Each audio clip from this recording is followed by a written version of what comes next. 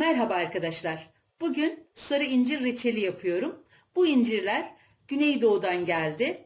İstanbul'da yöresel ürünlerin satıldığı pazarlarda mevcut, oralarda satılıyor. Bu incirler çok küçükler ve şeker oranları çok yüksek. Kabukları da ince, gerçekten çok harika güzel incirler. Bu incirlerin diğer bir özelliği de pişerken çekirdeklerini pek salmıyorlar, bırakmıyorlar. O yüzden reçele çok yakışıyor. Tek kusurları saplarını kesmişler. Toplarken sapsız olarak toplamışlar. Onun dışında gerçekten çok güzel incirler. Şimdi incirlerimi bir kürdan yardımıyla böyle birkaç yerinden deliyorum. Ve hepsini bu şekilde hazırlıyorum.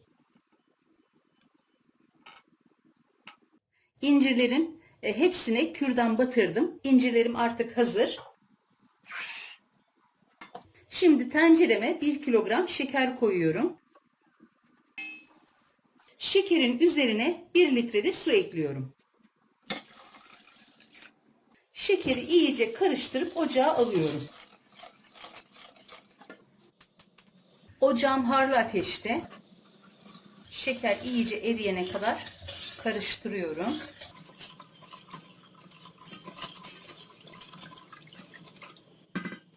Şimdi kaynamasını bekliyorum. Şerbetim kaynamaya başladı. Ocağımı orta kısığa getirip 5-6 dakika bu şekilde kaynatıyorum. Yaklaşık 5 dakikadır kaynayan şerbetin içine artık incirlerimi yavaşça bırakıyorum. Dikkat ederseniz şerbetim kıvamlı bir şerbet değil.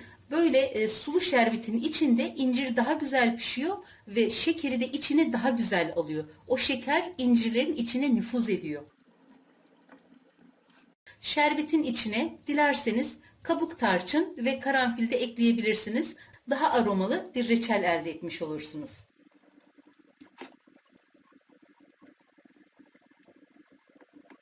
İncirlerimi şerbete ekleyince şerbetin kaynaması durdu. O yüzden şöyle ocağı açıyorum. Harlı ateşe getirdim. Şerbet tekrar kaynayıncaya kadar harlı ateşte tutuyorum. Tam bu aşamada henüz kaynamamışken içine şöyle çay kaşığının ucuyla bir parça tereyağı atıyorum.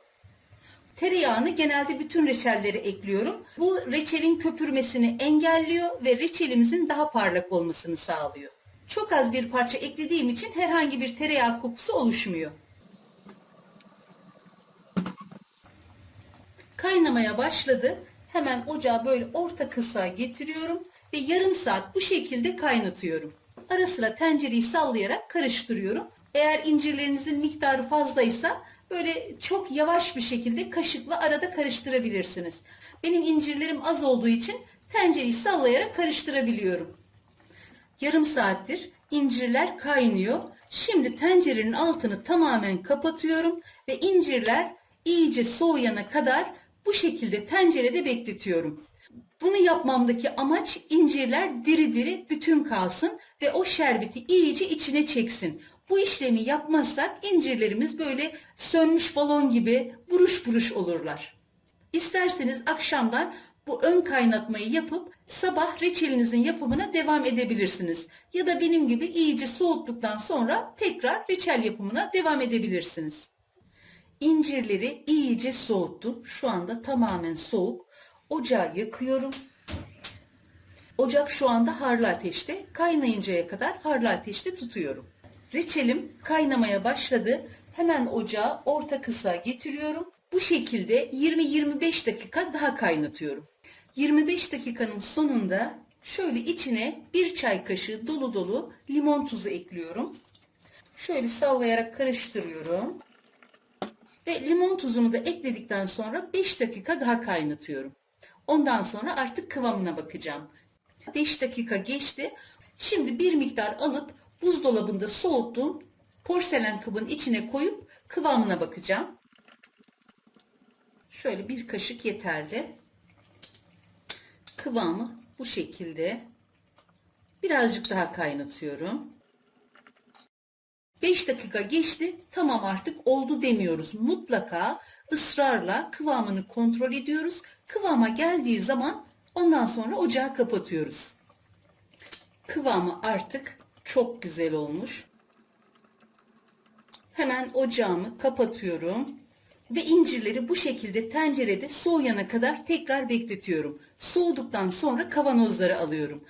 Böyle yapınca incirler dolu dolu, dipdiri, bütünlüğü bozulmadan çok güzel bir şekilde kalıyor.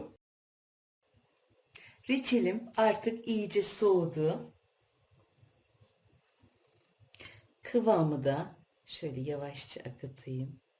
Bu şekilde. Gerçekten bal kıvamında. Oldukça güzel bir reçel. Hele incirler de güzel olunca sonuç daha da güzel oluyor. Böyle küçük sarı incirler bulursanız mutlaka bu şekilde değerlendirin. Bakın hepsi bütün bütün.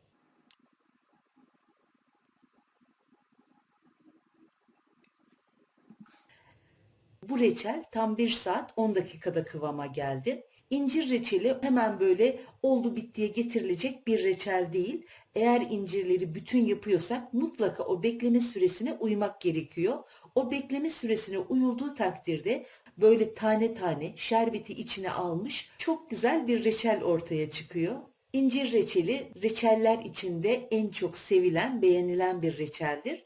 Sadece kahvaltılarınızda değil, çayınızın, kahvenizin yanına tatlı niyetine de kullanabilirsiniz. Bu güzel reçeli herkes yapsın, herkes denesin isterim. Yapmak ve denemek isteyen herkese şimdiden kolay gelsin, afiyet, şifa olsun.